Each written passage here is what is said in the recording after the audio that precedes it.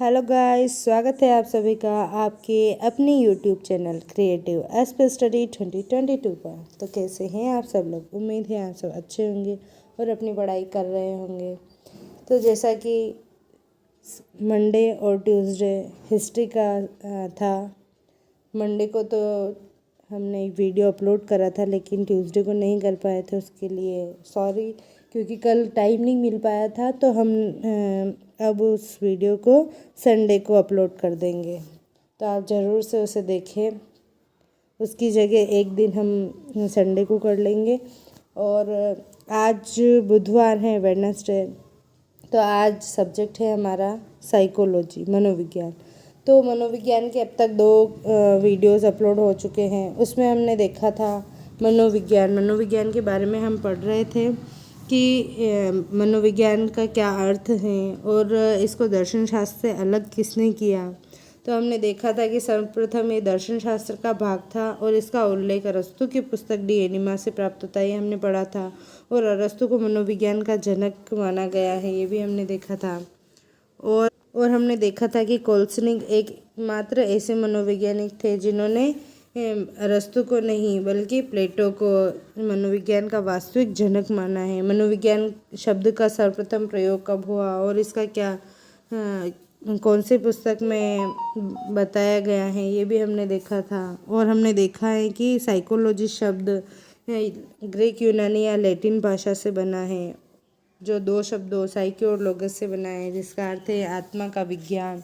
और मनोविज्ञान का विकास क्रम देखा था कि सबसे पहले इसे आत्मा का विज्ञान, फिर मन मस्तिष्क का विज्ञान, फिर चेतना का विज्ञान और व्यवहार का विज्ञान कहा गया। और इसके बारे में हमने पढ़ा था।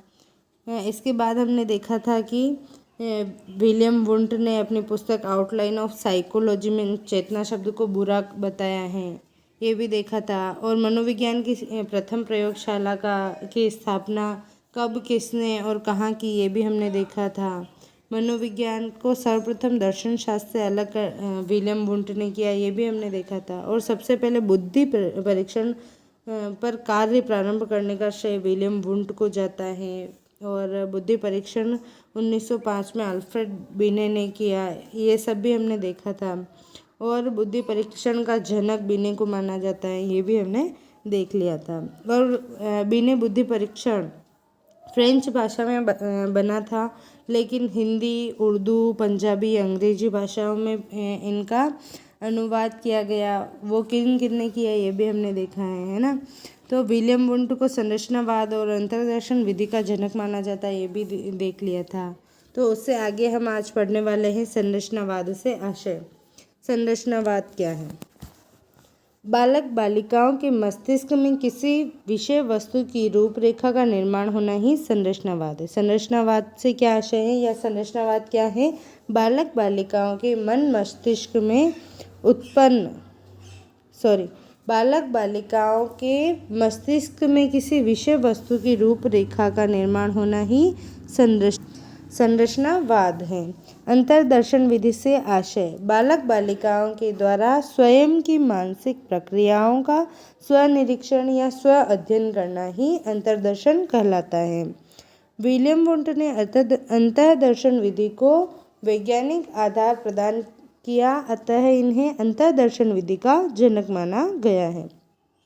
अंतर्दर्शन विधि से क्या आशय है? बालक बालिकाओं के द्वारा स्वयं की मानसिक प्रक्रियाओं का स्वनिरीक्षण एवं स्व अध्ययन करना ही अंतर्दर्शन कहलाता है। और विलियम वुंट ने अंतर्दर्शन विधि को वैज्ञानिक आधार प्रदान किया, अतः इसे अंतर्दर्शन विधि का जनक माना गया। अंतर्दर्शन विधि मानव व्यवहार का अध्ययन करने वाली सबसे प्राचीनतम विधि है। अंतर्दर्शन विधि क्या है? मानव व्यवहार का अध्ययन करने वाली सबसे प्राचीनतम यानी सबसे पुरानी विधि है। मनोविज्ञान के प्रमुख परिभाषा। अब मनोविज्ञान क्या है? अलग अलग विद्वानों ने इसके बारे में क्या क्या कहा है, वो हम देख रहे हैं। एबिंगहॉस के अनुसार मनोविज्ञान का अतीत बहुत लंबा और इतिहास बहुत छोटा है। मनोविज्ञान का अतीत बहुत लंबा और इतिहास बहुत छोटा है, यानी बहुत पुराने समय से चल रही है, लेकिन इसके बारे में जो लिखित बातें हैं वो इतिहास बहुत कम है, बहुत छोटा है। ऐसा किसने कहा? एबिंगहॉस ने। अतीत कब से है? 400 ईसा पूर्व से। अतीत है 400 ईसा पूर्व से। और इतिहास कब से है? 16वीं शताब्दी से। बोरिंग के अनुसार मनोविज्ञान मानव प्रकृति का विज्ञान है। मनोविज्ञान क्या है?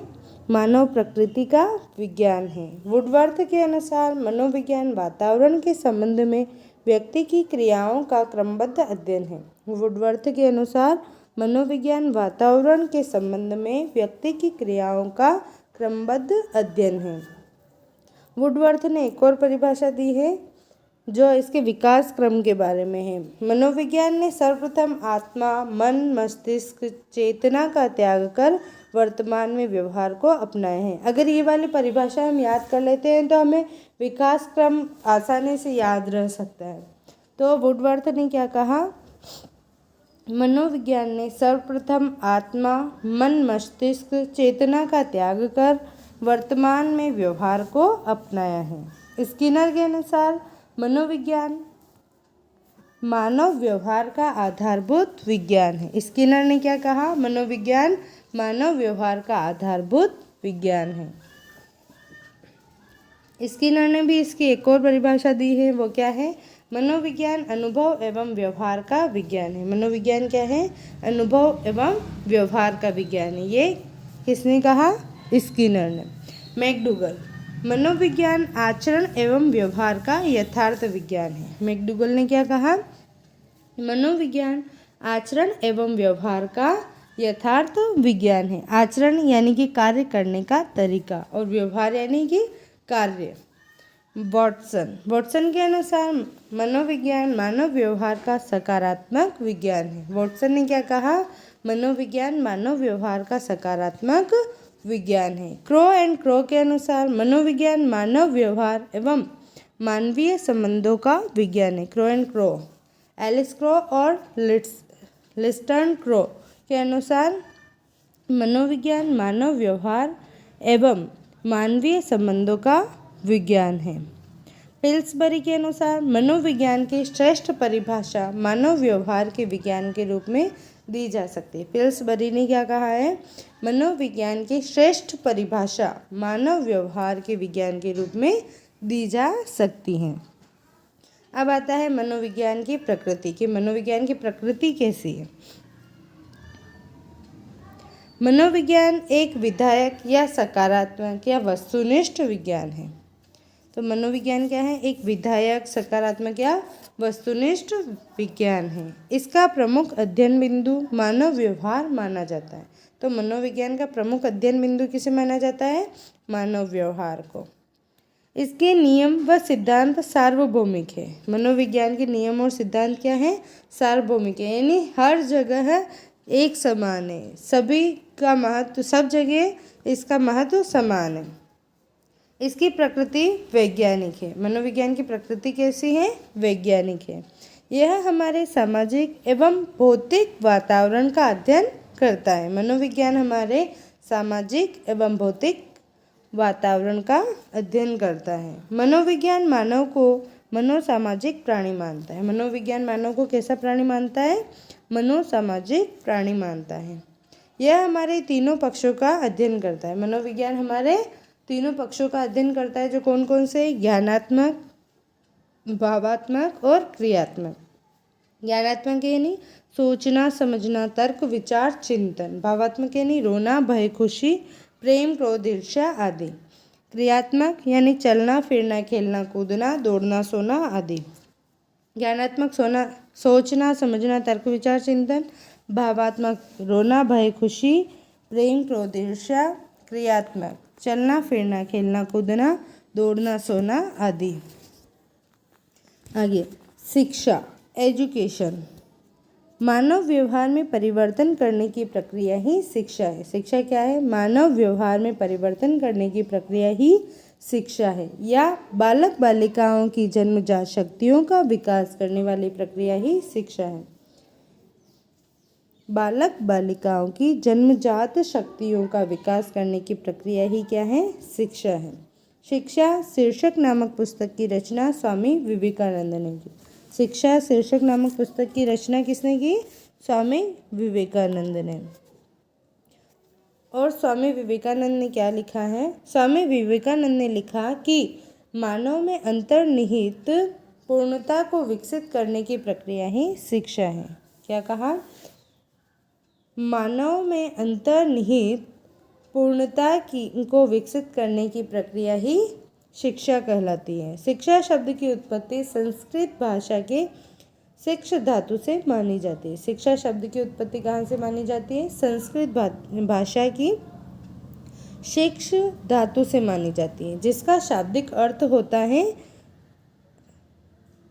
सीखना। शिक्ष धातु का शाब्दिक अर्थ क्या है? सीखना। अतः जैसे जैसे व्यक्ति सीखता है उसके व्यवहार में परिवर्तन होता है।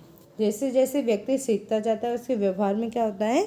परिवर्तन होता है। शिक्षा अंग्रेजी के एजुकेशन शब्द का हिंदी रूपांतरण है। शिक्षा क्या है?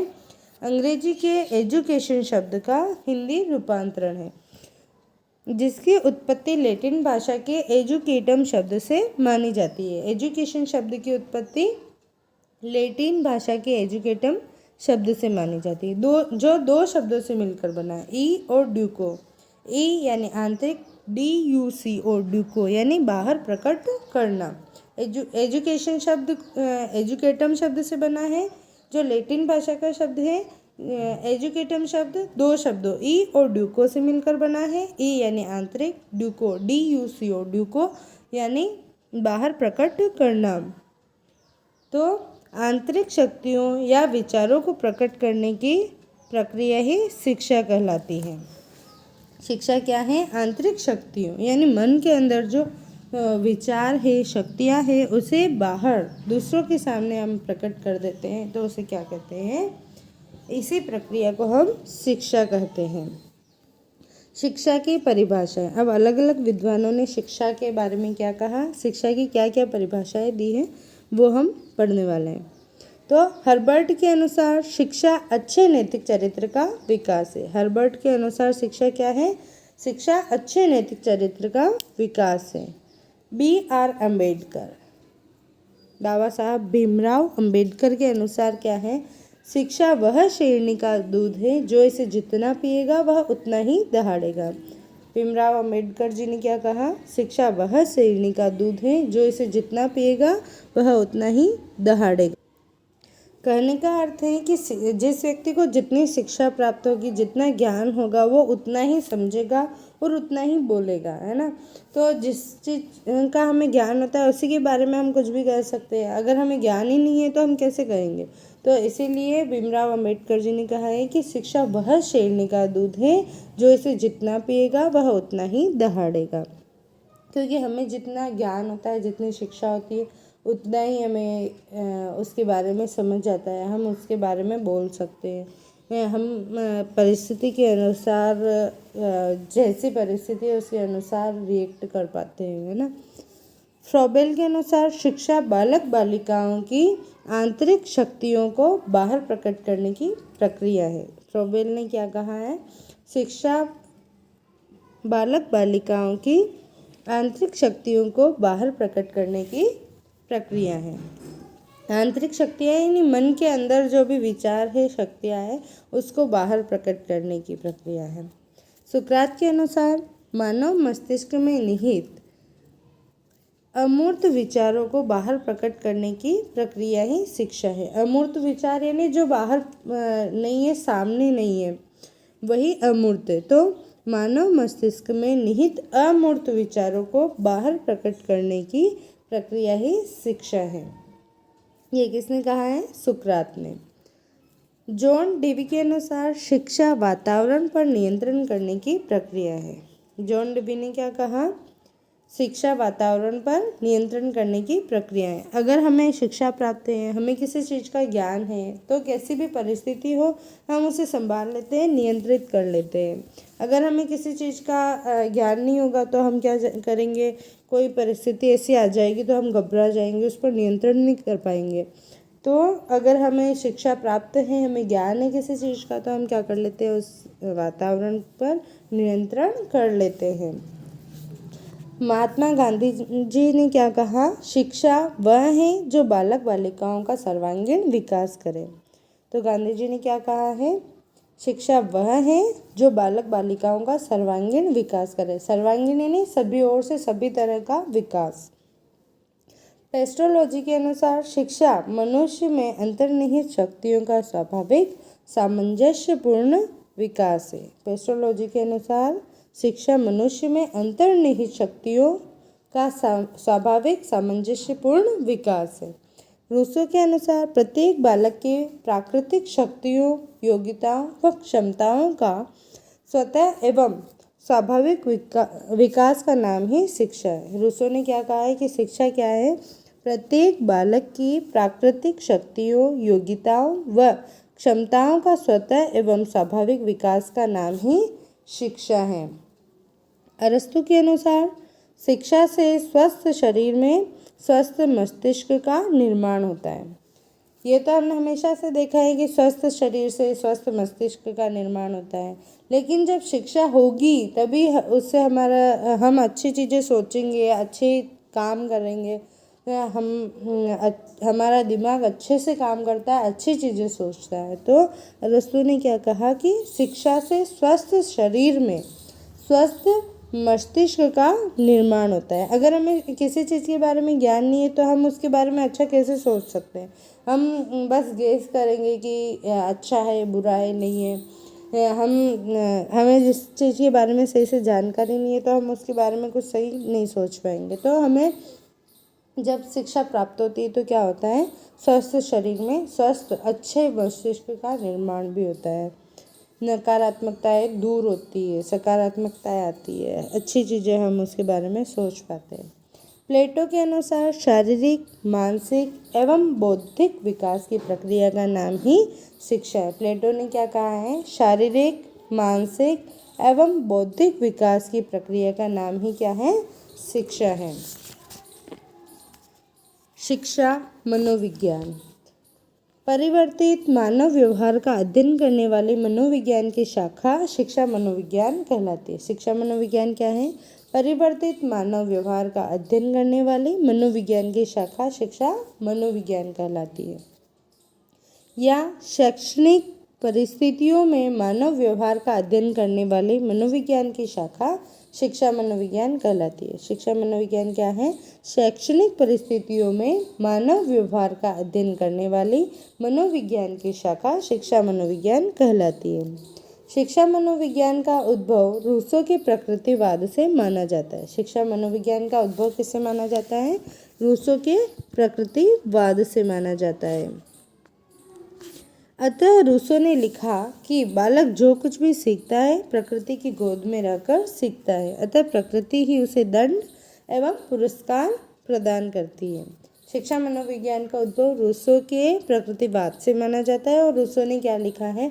बालक जो कुछ भी सीखता है वह प्रकृति की गोद में रहकर सीखता है, अतः प्रकृति ही उसे दंड एवं पुरस्कार प्रदान करती है, दंड और पुरस्कार देती है। रूसो ने प्रकृतिवाद के तहत अपनी पुस्तक इमाइल, इसे इमाइल पढ़ो या एमिल पढ़ो, इसकी स्पेलिंग है EMILE।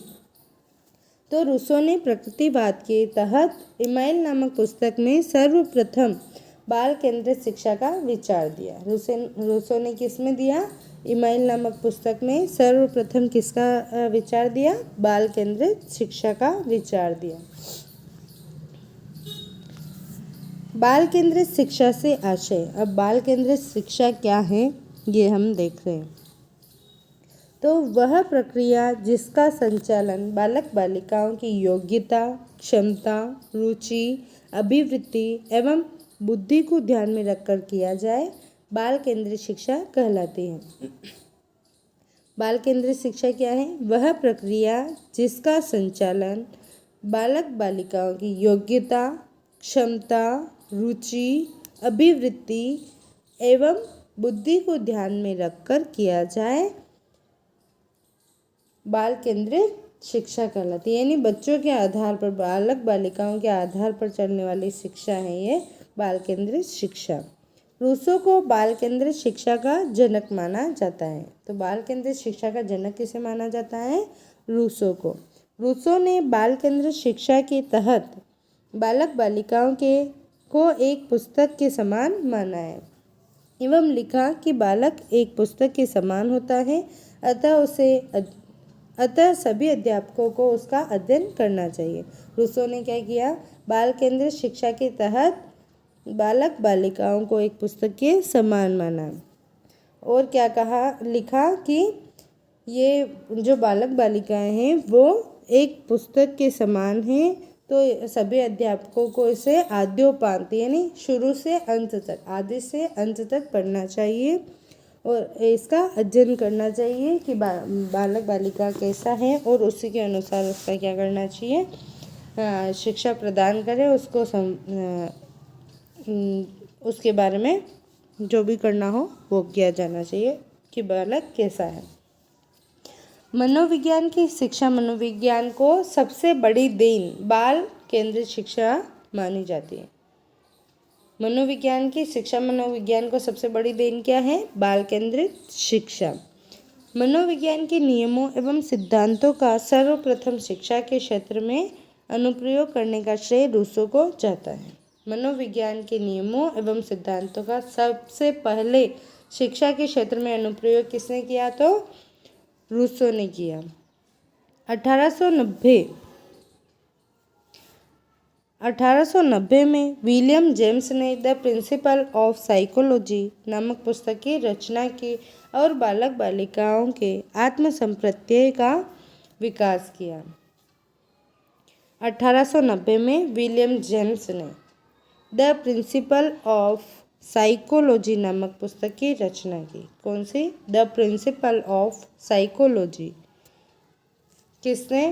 विलियम जेम्स ने। कब? 1890 में। 1890 में विलियम जेम्स ने द प्रिंसिपल ऑफ साइकोलॉजी नामक पुस्तक की रचना की और बालक बालिकाओं के आत्मसंप्रत्यय का विकास किया। 1898 में थॉर्नडाइक ने एनिमल इंटेलिजेंसी नामक पुस्तक की रचना की तथा उद्दीपक अनुक्रिया सिद्धांत का प्रतिपादन किया। 1898 में किसने? थॉर्नडाइक ने एनिमल इंटेलिजेंसी नामक पुस्तक की रचना की तथा उद्दीपक अनुक्रिया सिद्धांत का प्रतिपादन किया। उद्दीपक शब्द का सर्वप्रथम प्रयोग थॉर्नडाइक ने किया था। थॉर्नडाइक ने एनिमल इंटेलिजेंसी नामक पुस्तक की रचना की, जो कि एक रिसर्च पत्रिका थी, और उद्दीपक अनुक्रिया सिद्धांत का प्रतिपादन किया। उद्दीपक शब्द का सर्वप्रथम प्रयोग भी थॉर्नडाइक ने ही किया था। उद्दीपक से क्या आशय है, यानी उद्दीपक क्या है? तो वह तत्व जो प्राणी में कार्य करने की उत्तेजना उत्पन्न करे, उद्दीपक है। उद्दीपक क्या है? वह तत्व जो प्राणी में कार्य करने की उत्तेजना उत्पन्न करे, उद्दीपक है। यानी इसी से हम कोई भी कार्य करते हैं। 1899 में विलियम जेम्स ने टॉक टू टीचर्स नामक पुस्तक की रचना की और बालक बालिकाओं की भाषागत अशुद्धियों को दूर करने का प्रयास किया। कब? 1899 में। 1899 में विलियम जेम्स ने पुस्तक की रचना की जिसका नाम था टॉक टू टीचर्स और बालक बालिकाओं की भाषागत अशुद्धियों को दूर करने का प्रयास किया। सन 1900 में शिक्षा मनोविज्ञान का उद्भव हुआ, लेकिन इसका वास्तविक स्वरूप 1920 में प्रकट हुआ। 1900 में क्या हुआ? शिक्षा मनोविज्ञान का उद्भव हुआ, लेकिन इसका वास्तविक स्वरूप 1920 में प्रकट हुआ। अब आगे हम देखते हैं शिक्षा मनोविज्ञान की प्रमुख परिभाषाएं। शिक्षा मनोविज्ञान के बारे में अलग अलग वैज्ञानिकों ने अलग अलग बातें कही हैं, यह अलग अलग परिभाषाएं दी हैं, वो हम पढ़ने वाले हैं। तो स्किनर के अनुसार शिक्षा मनोविज्ञान में शैक्षणिक गतिविधियों से संबंधित सभी प्रकार के तत्वों का समावेश किया जाता है। स्किनर ने क्या कहा है? शिक्षा मनोविज्ञान में शैक्षणिक गतिविधियों से संबंधित सभी प्रकार के तत्वों का समावेश किया जाता है। स्किनर के अनुसार 3 परिभाषाएं हैं। उससे पहली ये थी, शिक्षा मनोविज्ञान में शैक्षणिक गतिविधियों से संबंधित सभी प्रकार के तत्वों का समावेश किया जाता है। दूसरी परिभाषा है, शिक्षा मनोविज्ञान शिक्षक की तैयारी की आधारशिला है। शिक्षा मनोविज्ञान क्या है? शिक्षक की तैयारी की आधारशिला है। और तीसरी परिभाषा दी है, शिक्षा मनोविज्ञान का संबंध शिक्षण एवं अधिगम प्रक्रिया से है। तो शिक्षा मनोविज्ञान का संबंध किससे है? शिक्षण एवं अधिगम प्रक्रिया से है। पेस्ट्रोलॉजी के अनुसार शिक्षा मनोविज्ञान शिक्षा का वैज्ञानिकरण है। पेस्ट्रोलॉजी के अनुसार शिक्षा मनोविज्ञान क्या है? शिक्षा का वैज्ञानिकरण है। स्टीफन के अनुसार शिक्षा मनोविज्ञान शैक्षिक विकास का क्रमिक अध्ययन है। स्टीफन के अनुसार क्या है? शिक्षा मनोविज्ञान शैक्षिक विकास का क्रमिक अध्ययन है। प्रोफेसर ट्रो के अनुसार शिक्षा मनोविज्ञान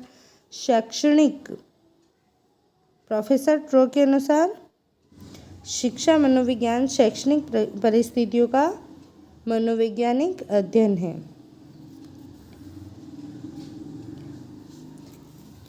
पिल महोदय के अनुसार शिक्षा मनोविज्ञान शिक्षा का विज्ञान है। पिल महोदय ने क्या कहा है? शिक्षा मनोविज्ञान शिक्षा का विज्ञान है।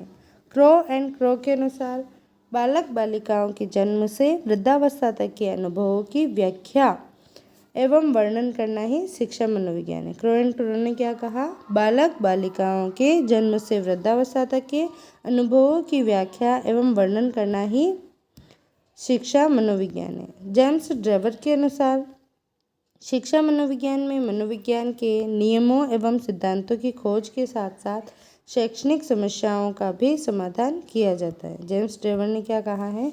शिक्षा मनोविज्ञान में मनोविज्ञान के नियमों एवं सिद्धांतों की खोज के साथ साथ शैक्षणिक समस्याओं का भी समाधान किया जाता है।